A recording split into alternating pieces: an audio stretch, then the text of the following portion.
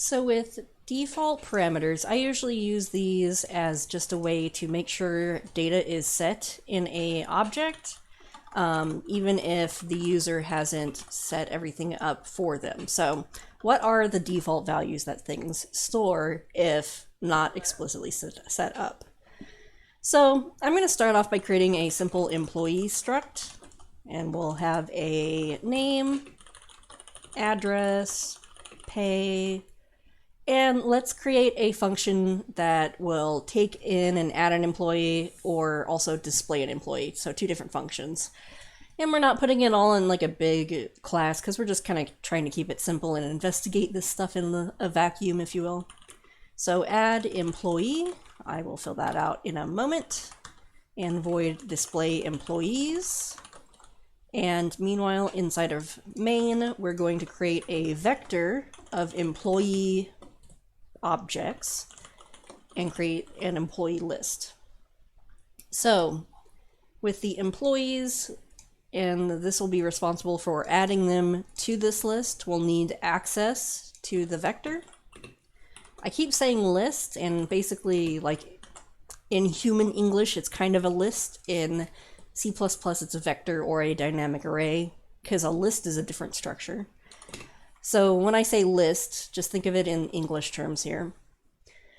Okay, so when we set up an employee, let's say we want to set up a name and possibly the address and possibly the pay. Now, the way this is written, if I go and add employee, pass in the employee list, we have to also set a name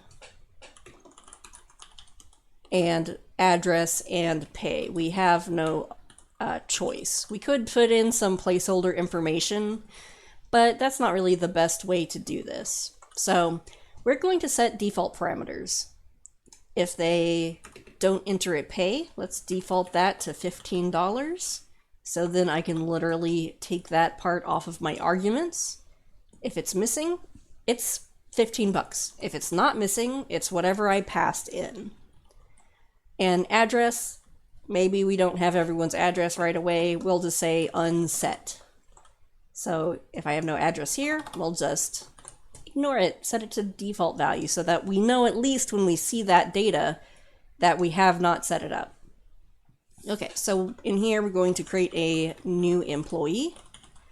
Say new employee.name is the name passed in. We probably don't want this to have a default because if you're adding a new employee, you have to have at least some of the information. New employee.address, we just set it to address. So it'll either be the default unset or whatever gets passed in. New employee.pay is pay. And then for the employee list, we have to add it to that list. So we'll add new employee, push that onto the vector, and then we're done. And I'm just going to copy paste my display function so I don't have to rewrite it. So this will work. We could also create an employee with name and address, but not pay set.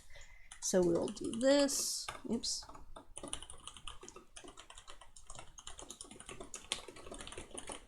But I'm going to leave off the pay. Or I could specify every field.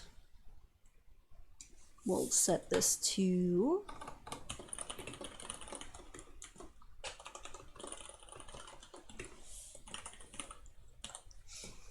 so all three of these work. Now I don't have to overload this function and make different versions based on which types of information you have. Sometimes you might want to do that based on the data types, if you have different data types of information. Like if I was passing in an employee struct already to copy.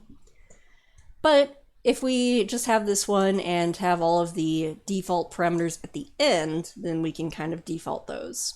Now the downfall is, what if you have a pay but not the address? Well, we can't really rearrange these parameters by implementing it in this way. There are other ways we could do this sort of thing.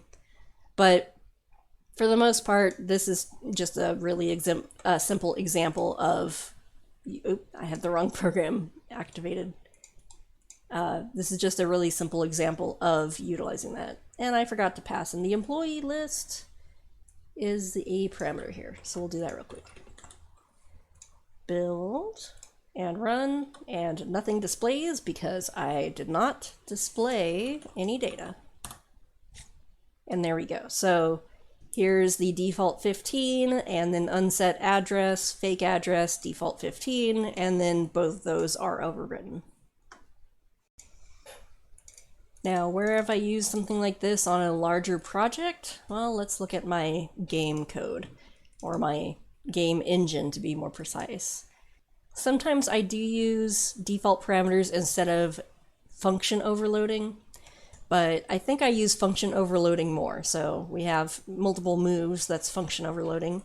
But with the application class, I do have a default program title setup and a default screen width and height, and I default it to not full screen. And then when I call applications setup, I could change the title, width and height, and the full screen option.